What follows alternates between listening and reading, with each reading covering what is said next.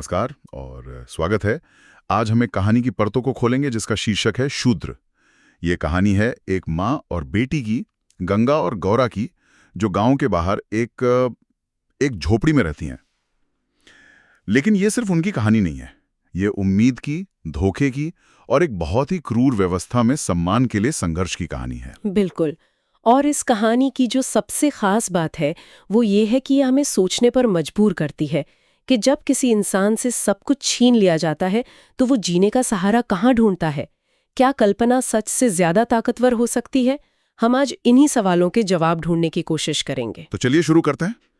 कहानी की दुनिया में हमें सबसे पहले गंगा और गौरा से मिलाया जाता है। शूद्र जाति की हैं, गरीब हैं और पत्तियां बटोर कर या झाड़ फूक करके किसी तरह गुजारा कर रही हैं। पर मुझे जो बात सबसे पहले खटकती है वो है गांव वालों का रवैया। उन्हें इन पर शक है। और ये शक बहुत दिलचस्प है। गांव वाले सोचते हैं कि ये दोनों औरतें बिना किसी मर्द के सहारे और बिना छाती फाड़कर मेहनत किए आराम से कैसे जी रही हैं। ये छोटी बंद सोसाइटियों की एक बहुत सच्ची तस्वीर है। अच्छा।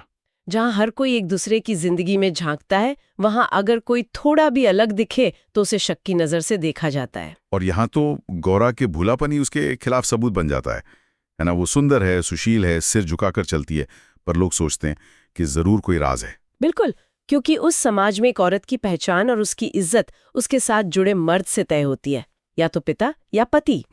गौरा के पास दोनों का मजबूत सहारा नहीं है, इसलिए उसकी खामोशी को भी छिपा हुआ पाप मान लिया जाता है। और इसी वजह से उसका विवाह नहीं हो पा रहा था। हाँ, उसकी माँ उसे लेकर तीर्थ यात्रा पर भी जाती है, ये सोचकर कि शायद इससे कुछ बदलेगा। लेकिन सामाजिक धारणाएं इतनी आसानी से नहीं बदलती। और फिर इस निराशा के माहौल में एक उम्मीद की किरण आती है। मंगलू, एक परदेसी जो कलकत्ता जा रहा था और एक रात के लिए उनके घर रुकता है। वो गौरा की सादगी पर फिदा हो जाता है और उससे सगाई कर लेता है। गौरा के जीवन में सालों बाद कोई खुशी आती है। हाँ, लेकिन ये खुशी एक इम्तिहान की तरह है। सही कहा। मंगलू बाहरी आदमी है, उसे गांव की राजनीति का कोई अंदाजा नहीं है। और जैसे ही वो गौरा से जुड़ता है, गांव का शक अब गौरा से हटकर उस पर आ जाता है। और ये दबाव बहुत जल्दी काम करने लगता है। 10-15 दिन में ही कानाफूसी शुरू हो जाती है। लेकिन जो आखिरी चोट होती है वो उसके अपने परिवार से मिलती है। जब वो अपनी बहन के घर जाता है। हाँ, और उसका बहनोई उसके साथ खाना खाने से मना कर देता है। वो क्षण कहानी का एक बहुत ही अहम मोड़ है। खाना न खाना सिर्फ एक इशारा नहीं है, वो सामाजिक बहिष्कार का एक तरह से ऐलान है। मतलब बिरादरी से बाहर करने की धमकी। बिल्कुल। बहनोई साफ कहता है, तुम्हारे लिए बिरादरी नहीं छोड़ दूंगा। और मंगलू को एहसास होता है कि उसने गौरा को चुनकर सिर्फ एक लड़की को नहीं, बल्कि उसके साथ जुड़ी बदनामी को भी चुन लिया है। और वो इतना मजबूत नहीं है। और वो भाग जाता है, एक रात सोती हुई गौरा को छोड़कर बिना कुछ कहे। ये बात मुझे हमेशा परेशान करती है कि जो आदमी गांव की कानाफूसी से डरकर भाग गया, वही आदमी कहानी के अंत में एक अंग्रेज साहब के सामने अपनी जान देने को तैयार हो जाता है। ये कहानी का सबसे बड़ा और सबसे दिलचस्प सवाल है। और मेरे ख्याल से इसका जवाब अचानक नहीं है। इसका जवाब उन 7 सालों में छिपा है जो इन दो घटनाओं के बीच गुजरते हैं। अच्छा। गांव वाला मंगलू एक कमजोर आदमी है, जिसके लिए समाज की इज्जत सबसे बड़ी चीज है। लेकिन 7 साल की गुलामी, पश्चाताप और वो क्रूरता उसे पूरी तरह बदल देती है। हम उस पर बाद में आएंगे, लेकिन पहले गौरा के बारे में बात करते हैं। हाँ, क्योंकि मंगलू के जाने के बाद गौरा जो करती है वो हैरान करने वाला है। कोई भी औरत इस धोखे से टूट जाती, लेकिन गौरा टूटती नहीं। वो एक विवाहित स्त्री की तरह रहने लगती है, मांग में सिंदूर, रंगीन कपड़े। वो एक पूरी कहानी घड़ लेती है। और वो कहानी बहुत खूबसूरत है। जब सहेलियां पूछती हैं कि वो चला क्यों गया, तो वो हंसकर कहती है, मर्द कभी ससुराल में पड़ा रहता है, परदेश में 4 पैसे कमाना ही तो मर्दों का काम है। और चिट्ठी वाली बात? हाँ, जब कोई चिट्ठी के बारे में पूछता है तो कहती है, अपना पता बताने से डरते हैं, जानते हैं ना गौरा आकर सिर पर सवार हो जाएगी। जब मैंने ये हिस्सा पढ़ा तो पहले मुझे लगा कि वो बेचारी है, खुद को धोखा दे रही है। लेकिन फिर मैंने सोचा, नहीं, ये तो उसकी ताकत है। ये सिर्फ ताकत नहीं है, ये अपनी गरिमा को दोबारा हासिल करने का एक बहुत रचनात्मक तरीका है। जिस समाज ने उसे पति के बिना कोई पहचान नहीं दी, उसी समाज को वो एक कहानी देकर अपनी पहचान बना रही है, एक मनोवैज्ञानिक कवच की तरह। बिल्कुल। पहले वो दूसरी औरतों से बात करने में झिझकती थी, अब इस कल्पना के सहारे वो भी समाज का बराबर का हिस्सा है। ये झूठ उसके लिए जीने का सच बन जाता है। और ये कल्पना 7 साल तक चलती है। 7 साल। फिर एक दिन एक बूढ़ा ब्राह्मण आता है और कहता है कि मंगलू ने उसे कलकत्ता से भेजा है गौरा को लेने के लिए। सोचिए उस पल गौरा को कैसा लगा होगा। जिस कल्पना को वो 7 साल से जी रही थी वो अचानक सच होती दिख रही है। उसका विश्वास कितना मजबूत हो गया होगा। ये धोखा इसलिए इतना असरदार है क्योंकि ये गौरा की सबसे गहरी उम्मीद पर बनाया गया है। और सफर के दौरान वो सपनों में खो जाती है। वो सोचती है कि कैसे वो मंगलू से लड़ेगी, पूछेगी कि उसे छोड़कर क्यों गए। वो कलकत्ता में अपने घर के, अपने भविष्य के सपने बुनती है। ये पढ़ते हुए दिल दुखता है क्योंकि हम जानते हैं कि ये सब झूठ है। हाँ, कहानीकार हमें धोखे के जाल में गौरा के साथ साथ खींचता है। कलकत्ता पहुंचकर जब मंगलू स्टेशन पर नहीं मिलता तो बूढ़ा ब्राह्मण एक के बाद एक झूठ बोलता है। पहले कहता है काम में फंस गया होगा, फिर एक कोठरी में ले जाकर कहता है कि ये मंगलू का डेरा है, और आखिर में जब गौरा का शक बढ़ने लगता है तो वो सबसे बड़ा झूठ बोलता है कि मंगलू का तबादला हो गया है। हाँ, और अब उन्हें जहाज से एक लंबी यात्रा करनी होगी। और जहाज पर आखिरकार सच सामने आता है। वहां गौरा को एक और उदास स्त्री मिलती है। बातों बातों में गौरा उस बूढ़े ब्राह्मण का जिक्र करती है और वो स्त्री उसे पहचान लेती है। वो कहती है, उसी दुष्ट ने तो मेरा भी सर्वनाश किया। और यहीं पर कहानी एक व्यक्तिगत त्रासदी से एक बहुत बड़े ऐतिहासिक अपराध की ओर मुड़ जाती है। गिरमिटिया मजदूर। बिल्कुल। वो स्त्री बताती है कि उन्हें समरिच ले जाया जा रहा है, जहां उन्हें गिरमिटिया मजदूर के रूप में काम करना होगा।